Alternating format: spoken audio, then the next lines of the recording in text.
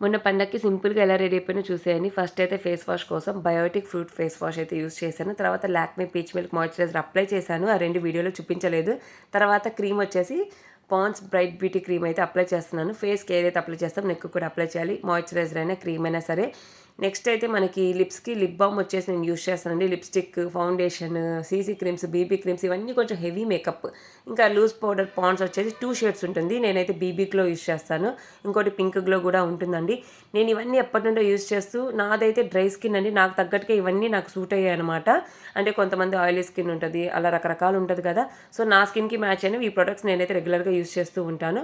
ఐటెక్ sticker పెట్టి stone sticker పెట్టాను. కళ్ళకి కాజలండి. మేబ్లిన్ కల్లాసల్ కాజల్. ఇది కూడా నాకు చాలా ఇయర్స్ నుండి యూజ్ చేస్తున్నాను. చివరిగా బ్యాంగిల్స్ ఏసేసుకున్నాను. జుట్టు బాగా చిక్కు పడిద్ది కదా! చిక్కు పడకుండా ఉండాలంటే లివాన్ హెయిర్ సీరమ్ అయితే అప్లై చేసి డ్రై అయ్యాక కోంబ్ చేసి రెడీ అయిపోవడమేనండి.